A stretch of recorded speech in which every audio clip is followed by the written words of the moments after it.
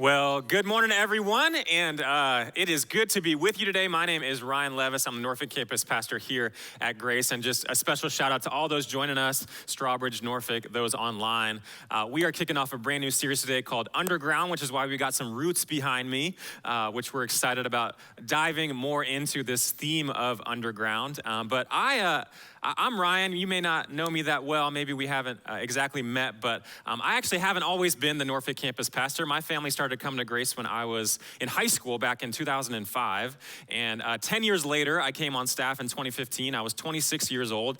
And I actually got hired as our pastor of community and adult discipleship, okay? So that role had something to do with how do you help people grow in a relationship with Jesus? How do you help adults take those next steps? And I didn't know almost anything about working at a church. I knew almost nothing about leading teams of people and trying to help a huge community try to take those steps. But I knew even less about preaching or speaking from a stage. But one thing I did know is I had lived in the same world that you have lived in. I've lived in the same modern, urban, digital, fast-paced, post-Christian, postmodern environment that all of us have experienced. And I remember when I was first trying to dig into this role and try to figure out, how do I lead us? How do we take these kind of steps? I got this image from God, I felt like, that kind of encapsulated the challenge I was feeling.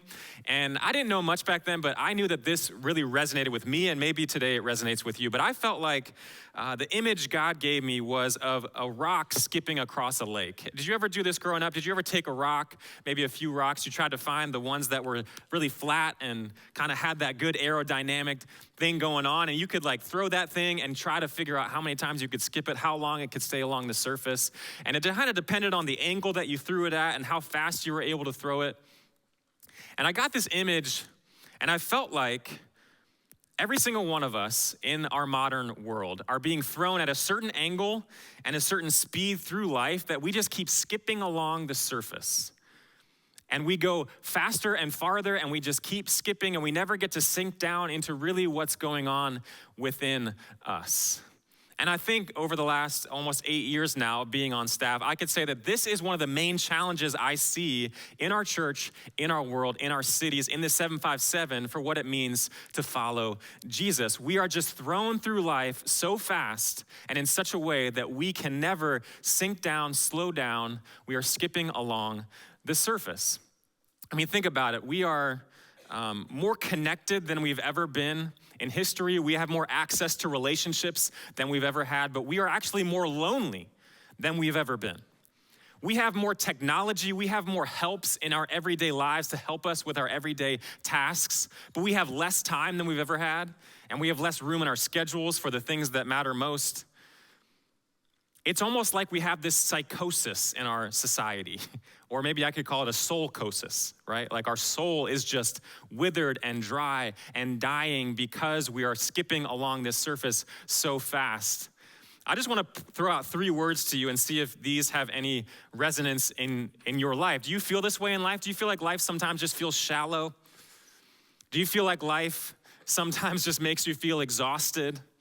Do you feel like you're just busy all the time and never have time to actually attend to the things that matter most? I actually put these words in this order on purpose because I think it shows the psychosis, the ridiculous nature of our modern world. We kind of go through life skipping along the surface so things feel shallow. We don't feel like there's real meaning and true purpose and like we're really doing something that matters. But then we're giving all our energy to this stuff that's not actually that deep, but somehow we're still exhausted. I mean, what kind of irony is that, right? We're tired, we're burnt out, and we're exhausted from apparently doing things that aren't working. But even though we're tired and we're exhausted, apparently we just want to get more busy. We don't have the energy, and yet we keep adding, we keep going. And I think even today, if you're a follower of Jesus, even today, if you're a Christian, I think there are a lot of us out there who are just tired. We're just busy. We're just skipping along the surface, and we haven't figured out, what is this really all that following Jesus means? Is this really all that God has to offer? Is this really what my life is supposed to look like? And that's why we wanted to take the first few weeks of 2023, and hopefully something of what I said resonates. I hope so, because I hope I'm not the only one that feels this way in our world. But we're going to be in this series called Underground. And we're going to be looking beneath the surface of our lives at what is going on, what God wants to do, not just above the surface, not just in our behavior, not just in how we act and what we schedule and what our time is spent doing, but what is going on in our hearts? What is going on beneath the surface?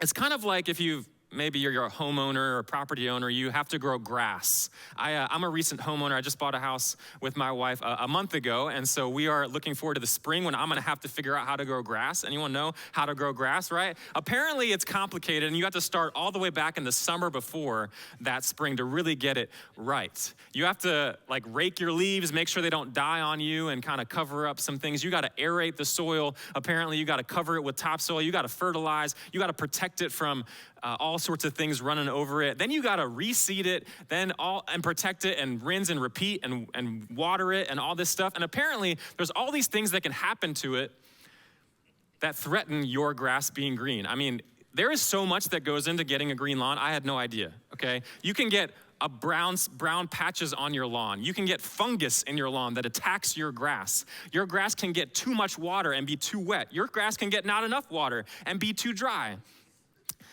So props to all of you who have that pristine green lawn. I mean, that is amazing, okay? But what's interesting is that perfect green, pristine grass is not really at all about the grass itself.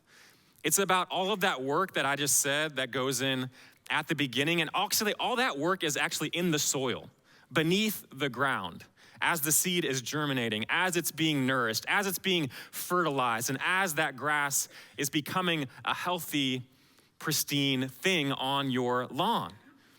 And I think this is a great example of our lives because we think that the outcomes, the what you see on the surface is what matters most, and that's what we care about. That's what we have our attention drawn to every single day with our task lists and our meetings and our busy schedules. But what really is impacting the health of us on the surface is actually what's going on deep down and beneath all of that. You see, how ridiculous would it be if my lawn, which it probably will be in the spring, brown and not healthy and not doing well, how ridiculous would it be if I just decided to, paint the grass green to kind of make it look like it was healthy?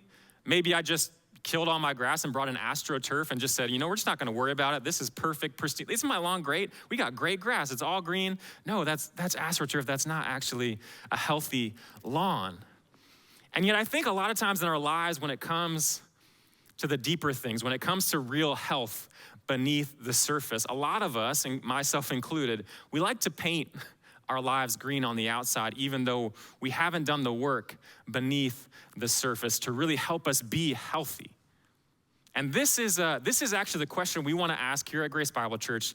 And if you've been around, you know that we are all about following Jesus and what he would have for us. And so the question becomes, this, and the question is, this is the question we're gonna be asking throughout this series called Underground. Does Jesus' presence and will have deep access to your life? Does Jesus' presence and his will have deep access to my life? Now, that question is a loaded one. Maybe you're thinking, maybe, or maybe you're thinking, I'm not sure, or maybe you're thinking, I've never had to ask a question like this before. And wherever you are in terms of answering this question, I just want to say you're in good company. We're all on this journey together in this series. And so there's no pressure, there's no burden that we're trying to put. But we do want to ask this question because Jesus' presence and will are really where growth and health are going to happen in the deep places of our lives. And this is where we have to wrestle with this dynamic between the inner and the outer life. Our inner life versus our outer life. Again, our outer life is what's happening on the surface. Our outer life is what you see, the grass that you see on the lawn of your life. It's our behavior. It's how we spend our time. It's our reactions in the moment to different circumstances or situations that we find ourselves in. But our inner life are what's going on and fueling that outer life. It's our motivations. It's our values. It's our emotions.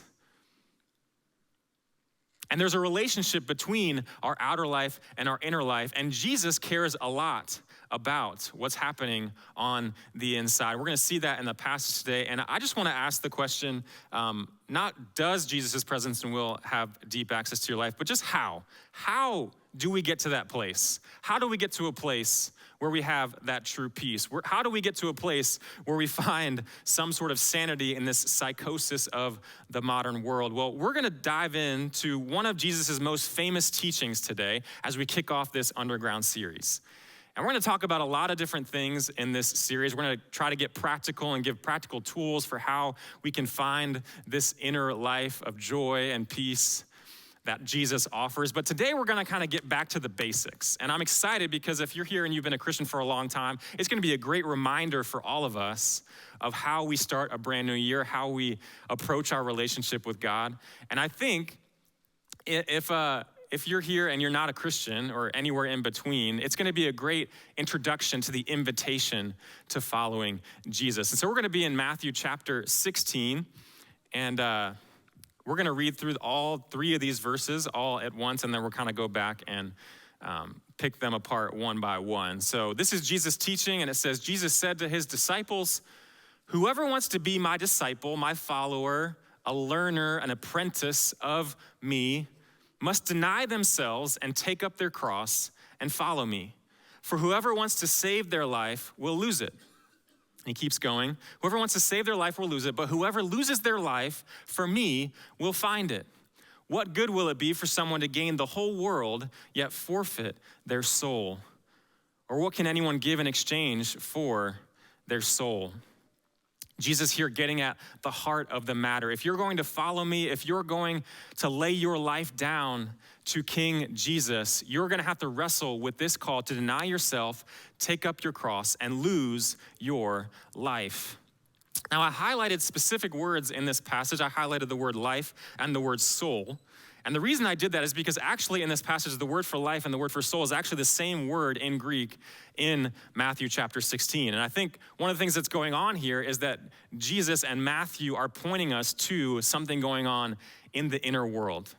This is a decision, this is a surrender, this is a commitment that happens within us in a deep, deep way. The word here for life and for soul is actually the word suke, or it's also, for us, it could just be the word psyche. Maybe you're familiar with the term psychology, a study of what kind of goes on in our heads. But in this ancient language, the word psyche just had a sense of life or soul, the human part of us that animates everything that we are.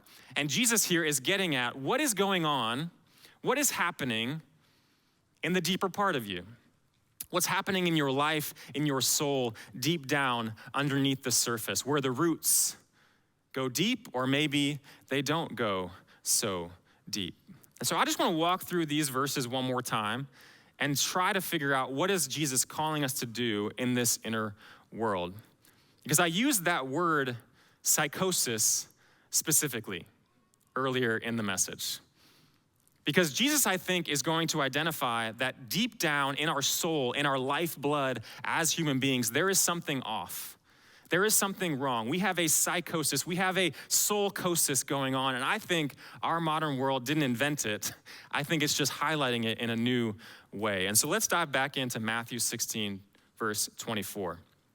Then Jesus said to his disciples, "If anyone wants to be my follower, they must deny themselves and take up their cross and follow me." This is one of Jesus' most famous sayings. Deny yourself. Self-denial is at the heart of what it means to follow Jesus, and then taking up your cross to follow him.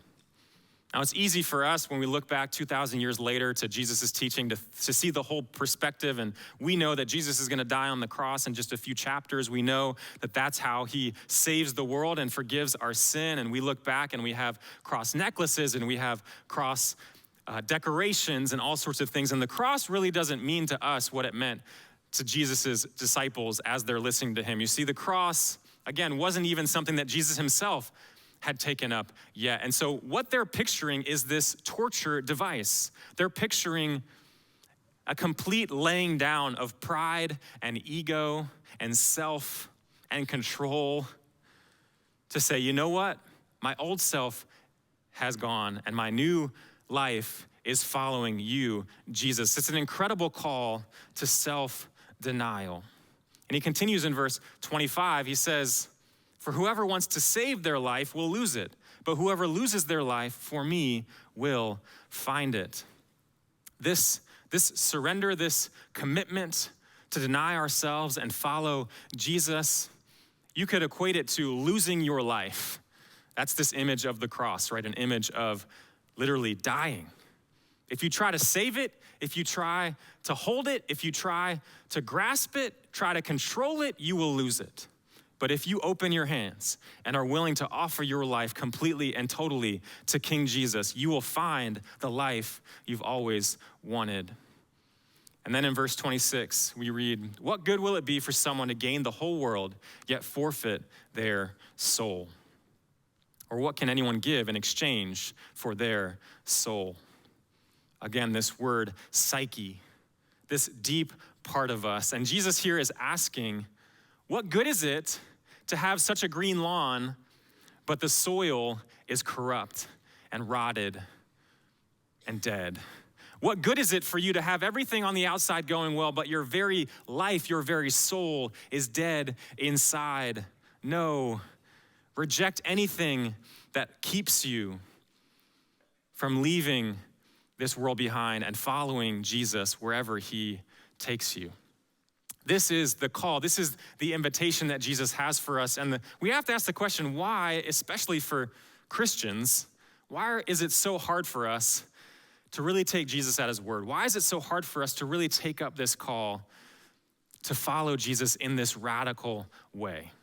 I think in some ways it's because we have all these things distracting us from the inner life, from what's going on under the surface. We're being thrown through life at such a speed that we are just skipping along and we don't have time to attend to what's going on within us.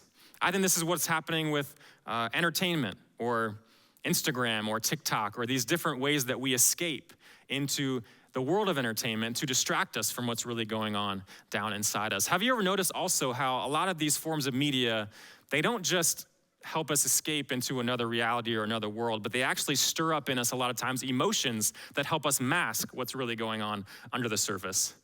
I don't care if you're on the right or the left or somewhere in the middle. Maybe you're a Fox News person, a CNN person, whatever kind of person you are.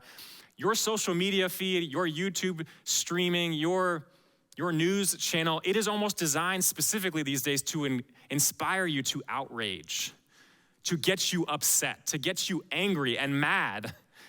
And I think in a lot of ways, I mean, I'm a big soccer fan, so I watch a lot of soccer videos and different stuff like that. Shout out to my Gunners, my Arsenal FC. They're in first place right now. None of y'all even know that. It's okay, it's okay.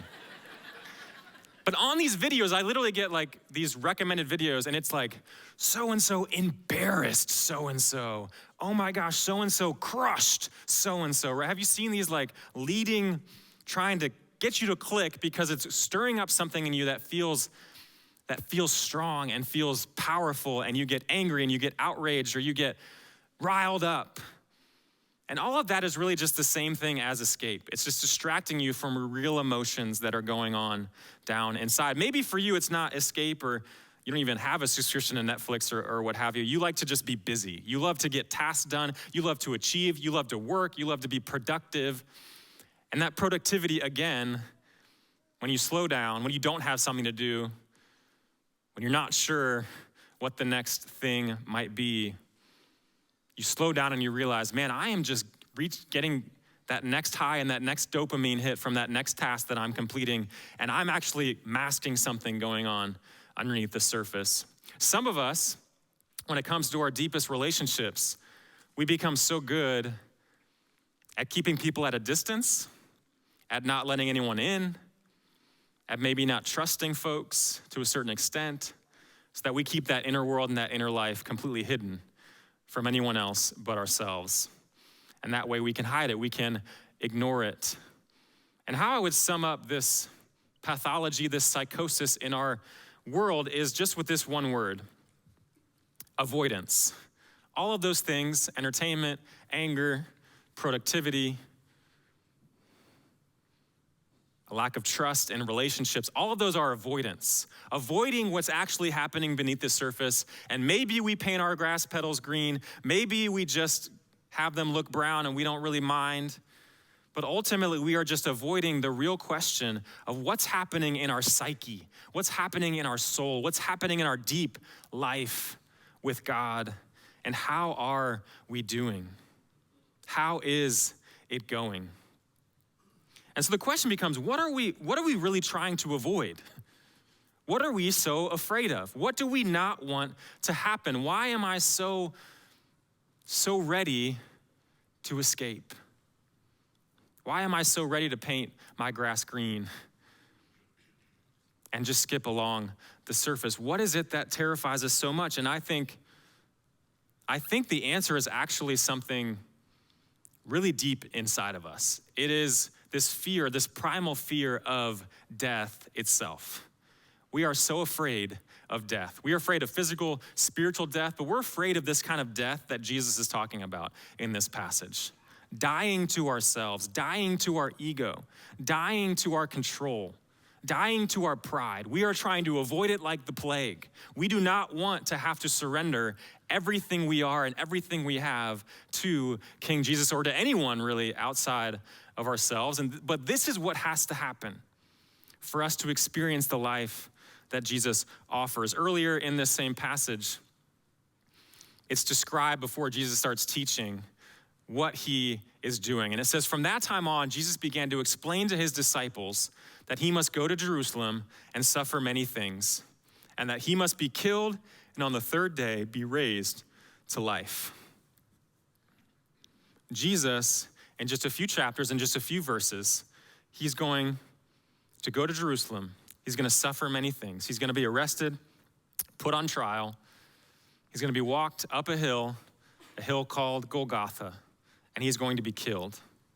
But on the third day, be raised to life. He's explaining this to his disciples as he's talking about denying yourself, taking up your cross, and following Jesus. And I think the reason why avoiding this death to self is so detrimental to our inner life is because the only way we're going to experience life, the only way we can be raised to life is by going to the cross. The only way we can be raised to life is by following Jesus where he went. I'll put it this way. If you don't go to the cross, you can't be raised to life. If you continue to avoid that inner place, if you continue to avoid this inner surrender that needs to happen in your life with God, you will never experience the life, the peace, the joy, the patience, the slowing down that the New Testament talks about when it comes to following Jesus. And so I want to just ask this question again. How does Jesus' presence and will gain deep access to your life? How does it gain that deep access? Well, what did Jesus say? Jesus said these things. He said, deny yourself, take up your cross, follow him. He says, you lose your life so that you will find it. He says, give up the world so that you can keep your soul. Your soul, your psyche, your inner world below the surface is worth keeping, is worth finding, is worth taking a look at and facing so that you can follow Jesus more deeply. And so the invitation in the next few weeks is to face what's really going on in your soil, what's really going on underground, underneath the surface in your life, and how is it impacting your faith in God? How is it impacting the steps that you need to take with Jesus? We're going to face those things. We're going to stop avoiding those things. We're going to stop skipping along the surface for a few weeks to sink deeper down into this call that Jesus has to be his disciple. And if I had to summarize the call up in one word, the word would be this. It would just be simply surrender. Surrender everything, all that you are, your life, your ego, your pride, your control to King Jesus and follow him wherever he is going to take you. This is the question. This is the point that we have to ask ourselves. Are we really ready to flip our lives upside down?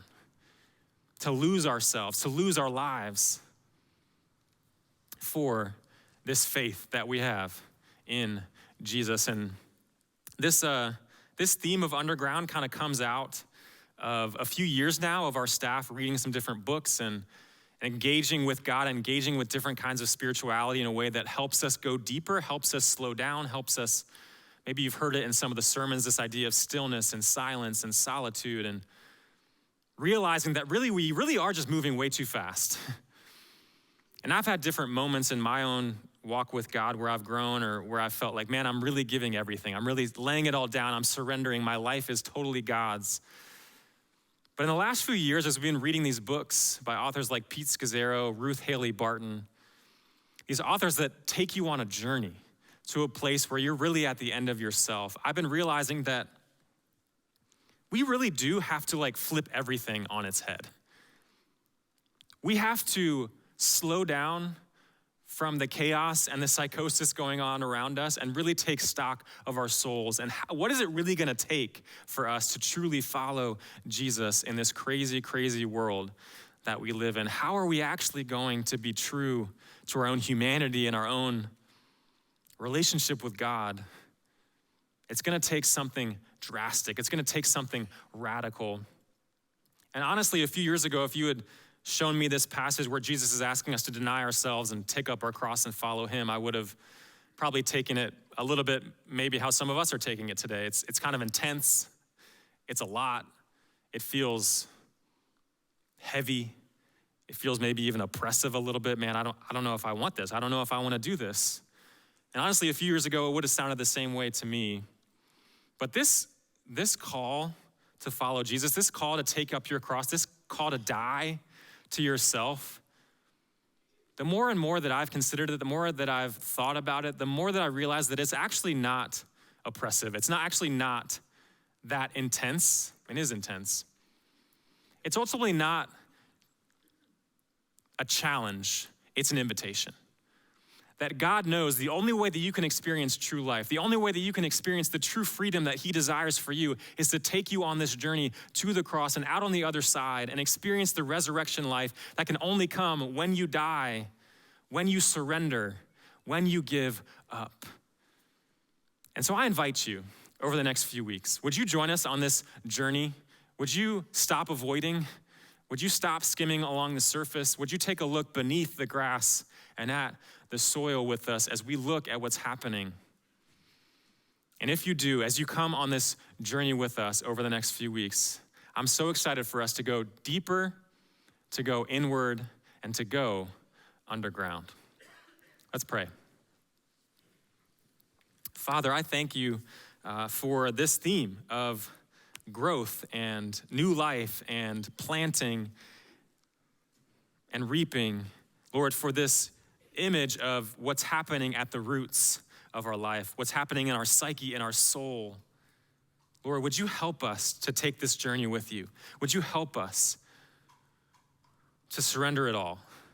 Lord, I know that all of us are in different places. Maybe many like me have taken this journey before and laid it all down at your feet and said, take my life. Let my life be for you and for your glory, Lord. I thank you for those of us who've made that decision. I pray that this series and the next few weeks would be a time where we renew that commitment and maybe offer you ourselves in a way that's fresh and new and different than we've ever had before. And for those maybe who this is a new idea or a new challenge or a new invitation, Lord, would you give us courage and faith to take the step? Would you give us courage to say, Jesus, following you is the only place I can find the life I need to experience. Jesus, I'm yours, I'm giving it to you, and I'm gonna follow you where you take me. Lord, help us to die to ourselves. Help us to deny our old life. For what does it benefit someone to gain the whole world but forfeit our soul? We pray this in Jesus' name. Amen.